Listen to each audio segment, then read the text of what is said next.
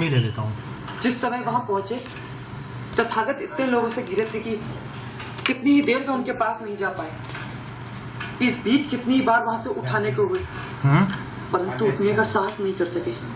फिर अंत में पास जाने का अवसर मिला तो उन्होंने तथागत को प्रणाम किया और उनसे एक बार अपने यहाँ आतिथ्य स्वीकार करने के लिए कहा। आतिथ्य स्वीकार करने के लिए कहा और तथागत ने स्वीकार कर लिया? नहीं, उन्होंने इसका उत्तर नहीं दिया। कुमार इतने अव्यवस्थित थे कि दूसरी बार उनसे कुछ कहे बिना ही चुपचाप वहां से लौटकर आने लगे।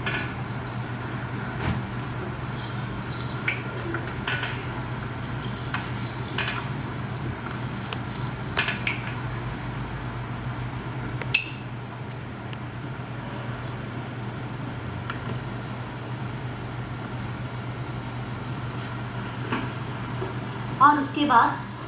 उसके बाद का ही तो ठीक से पता नहीं चला। कुछ लोगों का कहना है कि उसके बाद उन्हें घने जंगल की ओर जाते देखा गया। घने जंगल की ओर? परंतु उनके ससुराल उनके पास नहीं थे, फिर कैसे वे? इसलिए तो निश्चित कुछ नहीं कहा जा सकता। निहत्थे व जंगली पशुओं के बीच क्यों गए होंगे, यह समझ नहीं आता। परंतु यहाँ लौटकर नहीं आए, इसलिए संदेह भी होता है कि कहीं। अमंगल की बात मत सोचो। जंगली पशुओं। अरे यार,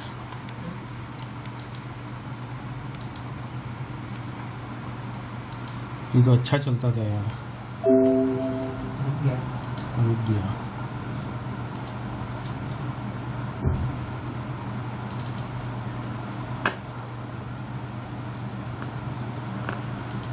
प्रश्न पूछना चाहता हूं, क्योंकि तथागत का हाँ, मैं। तुम जाओ, उसे सोई रहने दो। परंतु जाओ।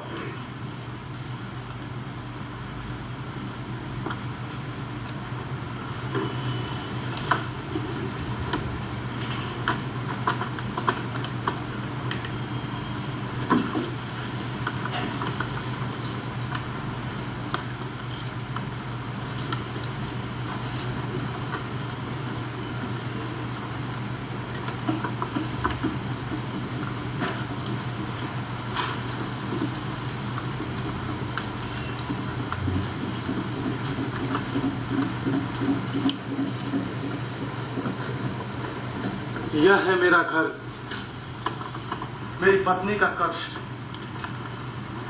वह है मेरी पत्नी सुंदरी।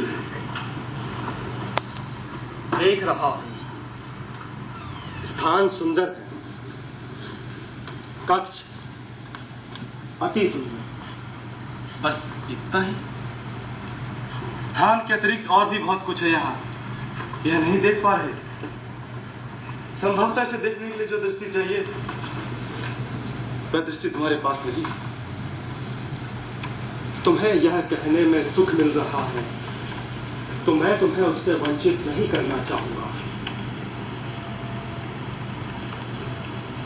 तुम बहुत उद्विग्न हो। वन में व्याघ्र से हुए युद्ध में छत विक्षत होकर। जानता हूं, सारा समय तुम छाया की तरह मेरे साथ रहे हो, बिहार से लेकर यहां तक। संभवतः तुम्हारे मन में यह आशा रही हो कि मैं कहीं भी जाऊं, लौट कर अपने घर नहीं आऊंगा। घर देखने की इच्छा भी तुमने संभवतः इसलिए रखी थी कि सोचते थे कि तुम्हें यहां लेकर आने में मुझे संकोच होगा। परंतु देख रहे हो, मेरे मन में कहीं कोई संकोच नहीं है। बिहार से सीधा यहां नहीं आया, यह मेरी अपनी एक इच्छा थी। वन में जाकर व्याघ्र से युद्ध किया, वह भी कोई आकस्मिक घटना नहीं, मेरी अपनी एक और इच्छा थी। निसंदेह तुम्हारी अपनी इच्छा थी, परंतु ऐसी इच्छा तुम्हारी हो सकती है जिसका अनुमान तथागत को था। वे देख रहे थे कि तुम्हारा मन अशांत है, इसलिए तुम कुछ भी कर सकते हो, कहीं भी जा सकते हो। मैं तब से छाया की तरह तुम्हारे साथ हूं, क्योंकि तथागत का आदेश था। तथागत के आदेश के विषय में मैं कुछ और नहीं सुनना चाहता भिक्षु। उनके आदेश से तुमने मेरे केस काट दिए। भाई के सम्मान के कारण मैंने बलपूर्वक विरोध नहीं किया। आशा थी मेरी आंखों में देखकर वो ये जान जाएंगे कि उस संचाही दीक्षा के विषय में मैं क्या सोच रहा हूं। परंतु उन्होंने जानकर भी नहीं जानना चाहा तो उनका दिया भिक्षा पात्र हाथ में न लेकर मैं उन्हें अपना उत्तर दे आया था। उत्तर दे नहीं आए थे, अब तक दे रहे हो। भिक्षा पात्र हाथ में ना लेना तुम्हारे उत्तर का एक अंश था। दूसरा अंश था तुम्हारा यहां ना आकर वन में चले जाना और व्याघ्र से युद्ध करना। तीसरा अंश है तुम जब तक चाहे अंश गिनते रहो भिक्षु, परंतु तथागत यह अवश्य जानते हैं कि मैं उन्हें अपना पूरा उत्तर दे आया था। वे इससे अधिक जानते हैं नंद, जानते हैं कि तुम्हारा कोई भी उत्तर तब तक पूरा नहीं हो सकता जब तक मन की व्याकुलता शांत नहीं हो जाती। और वह शांत हो जाएगी तुम्हारी दीक्षा स्वीकार कर लेने से। नहीं, दीक्षा स्वीकार कर लेने से वह शांत न होगी। तो कैसे शांत होगी वह? यह तुम मुझसे नहीं, अपने से पूछ रहे हो। नहीं भिक्षु, बातों का खेल हमारे बीच और नहीं खेला जाएगा।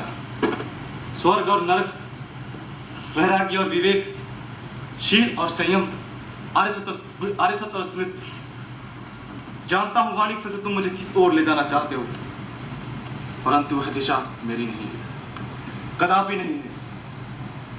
निसंदेह नहीं है। तुम दिशा खोज रहे हो। यह व्याकुलता ही वास्तविक आरंभ है। बातें रहने दो भिक्षु। घर देखना चाहते थे, सब तुमने देख लिया। उस ओर मेरा कक्ष है, इस ओर उद्यान। मैं घर देखना चाहता हूं। घर, कक्ष या उद्यान नहीं। तुम्हारे पास कक्ष और उद्यान सब कुछ है, घर नहीं है। घर जहां तुम्हारी आत्मा को विश्राम मिल सके। मुझे विलंब हो रहा है, मैं अब यहां से चलना चाहूंगा। चलते हुए कामना यही है कि कभी न कभी तुम्हें वो आश्रय मिल सके जो तुम्हारा वास्तविक घर होगा। ठहरो भिक्षु, जाने से पहले मैं तुमसे एक प्रश्न पूछना चाहता हूं। मुझसे पूछना चाहते हो? परंतु जो व्यक्ति तुम्हारे किसी भी प्रश्न का उत्तर दे सकता है वह व्यक्ति मैं नहीं हूं। उत्तर किसी भी प्रश्न का तुम्हें केवल एक ही व्यक्ति से मिल सकता है, और वह व्यक्ति हो स्वयं तुम नंद। जाओ भिक्षु, फिर से वही खेल खेलने के लिए मैं तुम्हें नहीं रोकना चाहूंगा। मुझे रोकने का तो प्रश्न ही नहीं होता है नंद। जिसे तुमने रोक रखा है वह व्यक्ति कोई दूसरा ही है।